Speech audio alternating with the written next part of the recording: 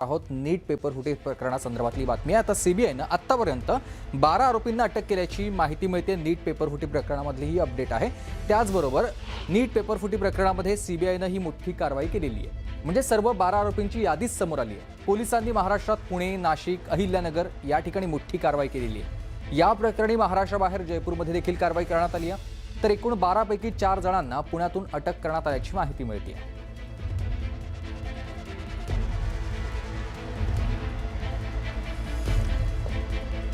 तर आता हे नेमके 12 आरोपी कोण आहेत ते देखील आपण पाहणार आहोत, कारण तशी यादीच जाहीर करून टाकलेली आहे। या 12 आरोपींमध्ये नीटचे हे गुन्हेगार आहेत। मनीषा हवालदार पुण्यामधून तिला अटक करण्यात आली आहे। त्या व्यतिरिक्त शुभम खैरनर नाशिकमधून त्याला अटक करण्यात आली आहे। धनंजय लोखंडे याला अहिल्यानगरमधून, मनीषा वाघमारेला पुण्यातून, पीव्ही कुलकर्णी लातूरमधून, मनीषा मांढरे दिल्लीमधून, शिवराज मोटेगावकर लातूरमधून, दिनेश बिवाल याला जयपूरमधून अटक केली आहे। विकास बिवाल याला देखील जयपूरमधून अटक केली आहे। त्याचबरोबर जयपूरमधून मांगीलाल बिवाल हे 3 बिवाल आहेत, त्यांना अटक करण्यात आली आहे। तर गुरुग्राममधून यश यादव याला अटक केली आणि डॉक्टर राहुल शिरुरे याला पुण्यामधून अटक केलेली आहे। हे 12 जण आहेत। या 12 जणांना आतापर्यंत सीबीआयनं अटक केली आणि त्यांच्याकडून सगळी माहिती घेतली जाते अशी माहिती समोर आलेली आहे। या सगळ्या नीटचे गुन्हेगार आहेत, त्यापैकी कोण कोण होते यांची आपण नावं पाहिली आहेत। तर नीट पेपर तज्ज्ञांनी कशी ही निवड त्यांची केली जाते ती आपण पाहूयात। म्हणजेच IIT, एम्स आणि केंद्रीय विद्यालयामध्ये शिकवण्याचा दीर्घ त्यांना अनुभव लागतो। त्या व्यतिरिक्त वेगवेगळ्या विषयातील तज्ज्ञांची निवड केली जाते आणि या तज्ज्ञांची पार्श्वभूमी, शैक्षणिक पात्रता, विश्वासार्हतेची तपासणी केली जाते।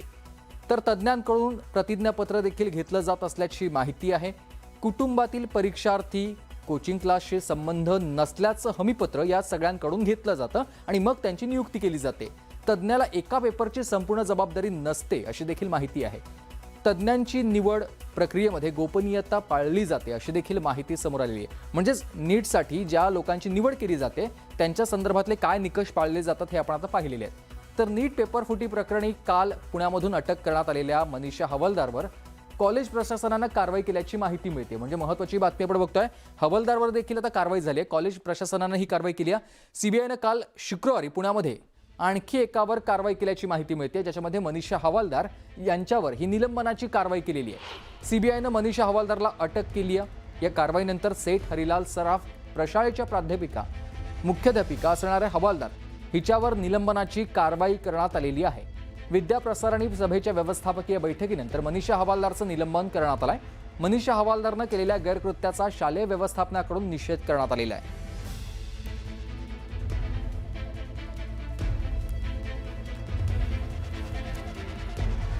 तर नीट पेपरफुटी मागची गुन्हेगार मनीषा हिला पुण्यामधून अटक करण्यात आली आहे। पुण्यामधून मनीषा हवालदार ही सीबीआयच्या सध्या ताब्यात आहे।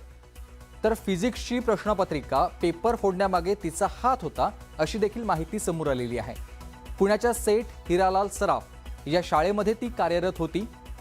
त्याचबरोबर नीट परीक्षा प्रक्रियेमध्ये एक्सपर्ट म्हणून तिची नियुक्ती करण्यात आलेली आहे। फिजिक्सचे प्रश्न मनीषा मांढरेला पाठवलेले होते असा आरोप आहे।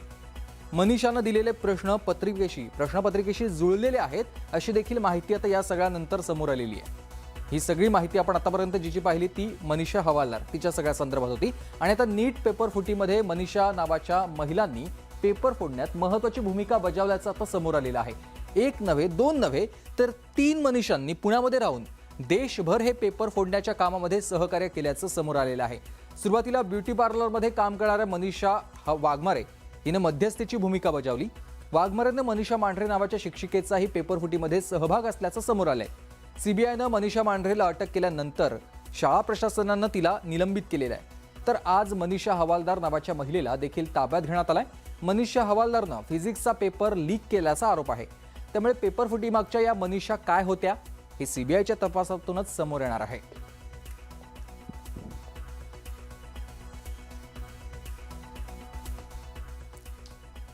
यानंतर नीट पेपर फुटीचा हळूहळू आता उलगडा होऊ लागलेला आहे। त्या संदर्भातली ही बातमी आहे। सीबीआयकडून या प्रकरणाचा कसून तपास होत असून जसा जसा तपास पुढे जातोय, सरकतोय, तसे तसे नवे आणि तितकेच धक्कादायक खुलासे समोर येतात, माहिती समोर येते।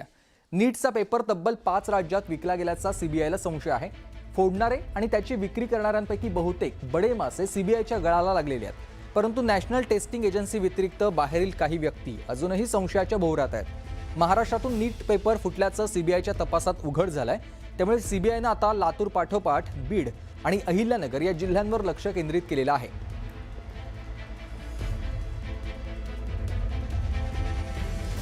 तर हे 5 राज्य कोणत्या आहेत किंवा त्या ठिकाणी हे नेटवर्क कसं पसरलंय ते आपण आता ग्राफिक्सच्या माध्यमातून पाहणार आहोत. 5 राज्यांमध्ये नीट पेपर फुटीचं हे नेटवर्क आहे.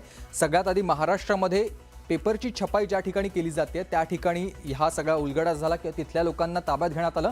हे नेटवर्क इथून सुरू झालं आणि त्यानंतर राजस्थानमध्ये सर्वाधिक पेपर विक्री झाली आहे. राजस्थानमध्ये नीटची परीक्षा देण्यासाठी कोटा आणि त्या परिसरामध्ये मोठ्या संख्येने विद्यार्थी जात असतात आणि त्याच परिसरामध्ये सर्वाधिक पेपरची विक्री झाली आणि पुढे त्याचबरोबर लाखोंनी पेपर विक्री झाली आहे बिहारमध्ये. बिहारमधला शिक्षणाचा बोजवारा आपल्याला ठाऊकच आहे आणि त्याच परिसरामध्ये सर्वाधिक लाखोंनी पेपर विक्री झाल्याची माहिती आलेली आहे. 5 राज्य कोणती आहेत त्यामध्ये पश्चिम बंगालचं देखील नाव आलेलं आहे. पश्चिम बंगालमध्ये पेपर पोहोचवला गेलेला आहे. पश्चिम बंगालमध्ये देखील या लीक प्रकरणात बरेच धागेदोरे आहेत. त्यानंतर केरळमध्ये पेपर विकला गेला ही देखील माहिती समोर आली आहे. म्हणजे 5 राज्यांमध्ये पेपर विक्री झाली होती, ज्याच्यामध्ये राजस्थान, महाराष्ट्र, केरळ, बिहार आणि पश्चिम बंगाल या 5 राज्यांचा संबंध आहे.